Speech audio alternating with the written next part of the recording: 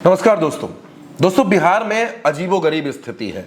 बिहार में चिराग पासवान पहले भी कई बार संकेत दे चुके हैं और अब खुलकर उनकी पार्टी भी ये बात कह रही है कि चिराग पासवान की जगह केंद्र में नहीं बल्कि बिहार में है, यानी पटना में है।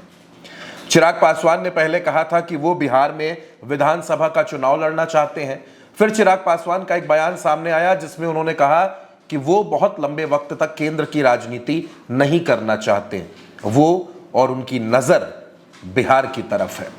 और अब चिराग पासवान के जीजा और एलजेपी आर से सांसद अरुण भारती का यह कहना है कि कार्यकर्ता और समर्थक ये चाहते हैं कि चिराग पासवान को बिहार में बड़ी जिम्मेदारी मिले।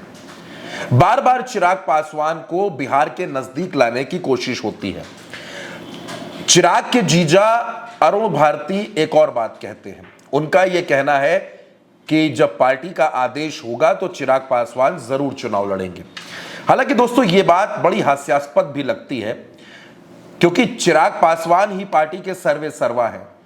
पार्टी में जो कुछ भी तय होता है प्रखंड से लेकर प्रदेश तक, वो सब कुछ चिराग पासवान तय करते हैं। आप देखिए, झारखंड में पार्टी को मजबूत करना फैसला चिराग का, उत्तर प्रदेश में संगठन को खड़ा करना फैसला चिराग का, मुंबई में, दिल्ली में, जहां जहां एलजेपी को आगे लेकर जाना है सारे फैसले चिराग के।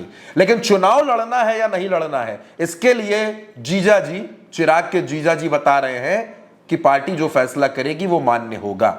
फैसला तो चिराग को ही करना है। तो चिराग ये आंख मिचौली का खेल क्यों खेल रहे हैं? चिराग खुलकर ऐलान क्यों नहीं कर देते कि वो बिहार में विधानसभा चुनाव लड़ेंगे और अगर एनडीए को बहुमत मिलता है तो मुख्यमंत्री पद के दावेदार चिराग पासवान भी होंगे?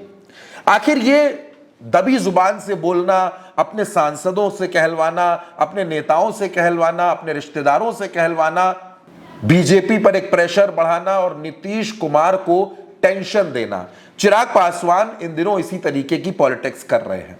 दोस्तों, चिराग पासवान के पिता रामविलास पासवान आज इस दुनिया में नहीं है। रामविलास पासवान जब नहीं रहे, अब उनकी राजनीतिक विरासत को चिराग पासवान आगे लेकर चल रहे हैं। लेकिन पासवान के न रहने के बाद, रामविलास पासवान के न रहने के बाद पार्टी और परिवार दोनों जगह झगड़े हुए। पार्टी टूट गई, दो हिस्सों में बट गई। एक हिस्सा चिराग के पास, एक हिस्सा पशुपति पारस के पास। आज की तारीख में पशुपति पारस भी एनडीए छोड़ चुके हैं, एनडीए से अलग हो गए हैं और अब चिराग पासवान एनडीए के चश्मो चिराग बने हुए हैं। लेकिन चिराग पासवान ने जितनी सीटों की मांग की है, चिराग पासवान का कहना है कि 50 से ज्यादा सीटों पर एलजेपी अपने प्रत्याशी उतारेगी, गठबंधन में हम इतनी सीटें मांगेंगे।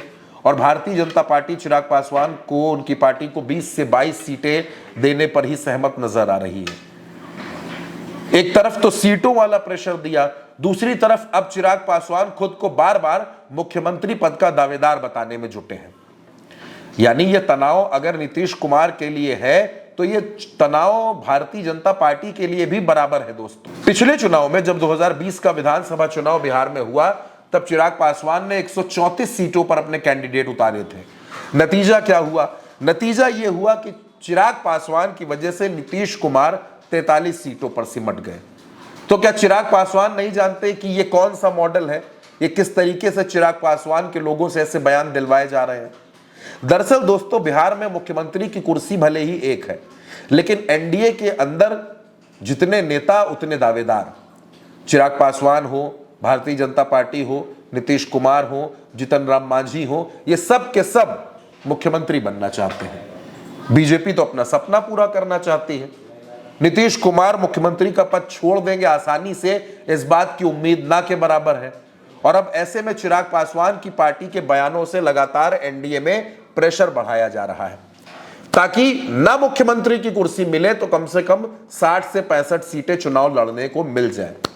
दोस्तों, बिहार में 243 विधानसभा सीटें हैं। अब किसके हिस्से में क्या आएगा, ज्यादा आएगा, कम आएगा, ये सीट शेयरिंग में पता चलेगा। लेकिन एक बात बिल्कुल साफ है कि बिहार में एनडीए के अंदर सीटों को लेकर सिर्फ उटव्वल बड़ी जोरदार होगी।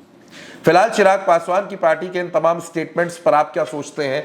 आप अपनी राय हमें कमेंट बॉक्स में जरूर बताइएगा और उल्टा चश्मा यूसी को सब्सक्राइब करना बिल्कुल मत भूलिएगा। नमस्कार।